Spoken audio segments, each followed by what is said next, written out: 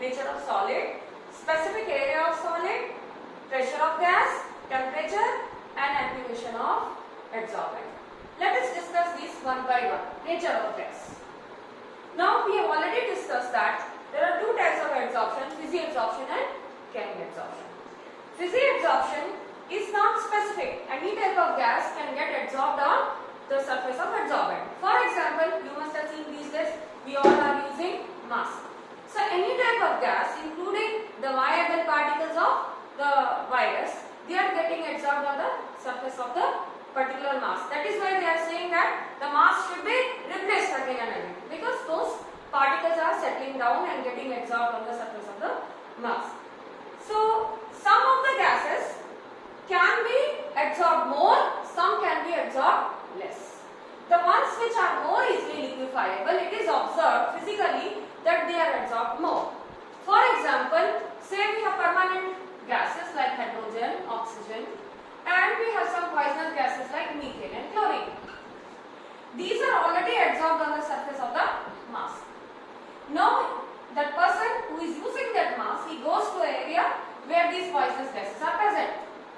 Luckily, these gases are more adsorbed. So, what will happen is, these permanent gases will be released out while methane and chlorine will be adsorbed on the surface. So, those gases which are easily liquefiable. Can you recall which gases are easily liquefiable? Which gases have their critical temperature a higher value? Whose critical temperatures are higher, they liquefy easily. What is critical temperature? Temperature above which the gas is not able to liquefy.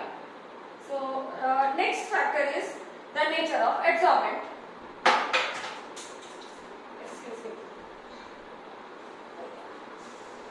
Now the next factor is the nature of adsorbent. Now activated charcoal is generally used for this purpose of adsorption of gases. Then you have silica gel which is used for this purpose, and we also have some gases like hydrogen, which is also, you must have heard of occlusion. Hydrogen being adsorbed on the surface of metal.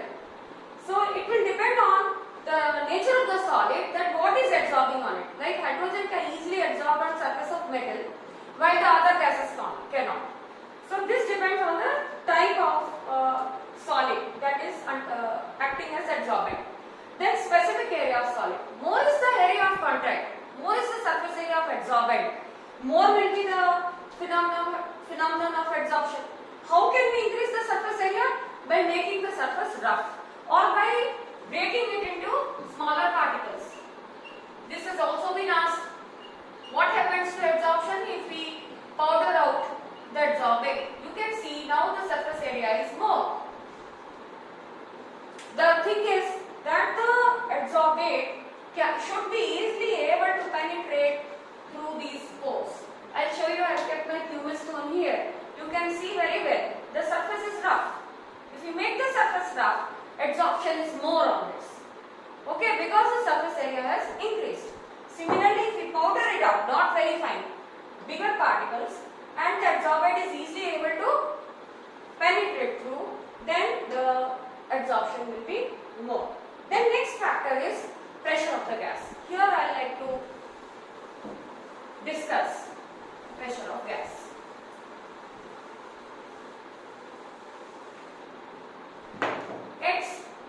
X is mass of adsorbate, M is the mass of adsorbent. Okay, if we plot X by M, the amount of substance adsorbed on a certain surface versus pressure, what will be observed? We will observe a graph like this. As we increase pressure, the amount of substance is increasing. Adsorbed is increasing. So at low pressures, here you can see the pressures are low. What do we observe? First factor is low pressure. X by M is equal to Kp. X by M is directly proportional to the pressure of the gas above it. More is the pressure, more is the amount adsorbed This happens at low pressures. Now you come to, we'll divide this graph into 3 zones. At very high pressure, we can keep on increasing the pressure, but the amount of gas adsorbed is a constant value. Okay, it is called as saturation value. So at high pressures, what do we observe? At high pressure,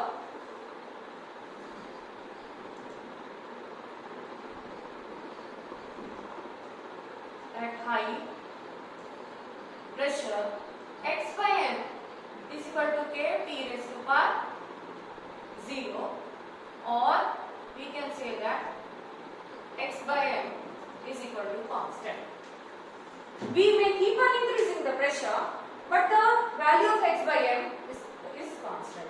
Now at intermediate pressures, in between,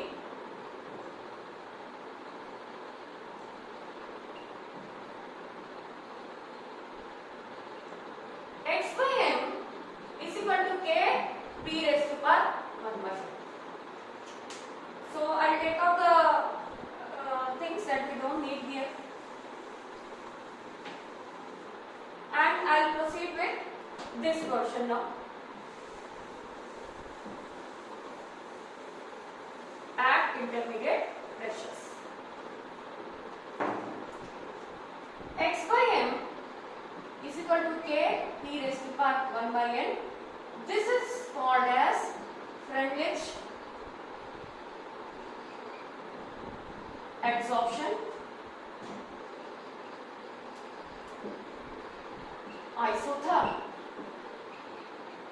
Temperature is kept constant.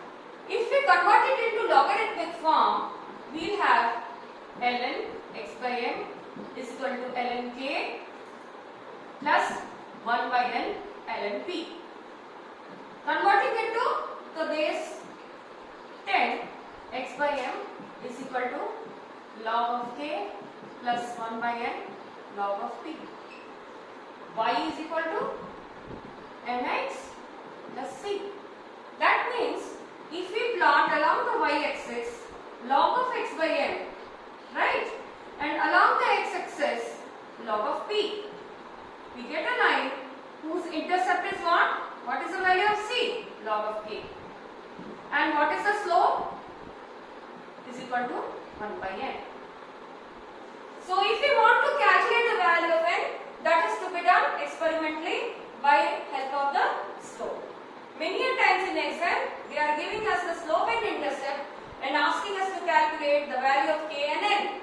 If you are given the intercept, say log of k is equal to 10, it is given like that. Then what is k? K is anti log of 10. That means it is 10 raised to power 10. You can look into the value and keep it here.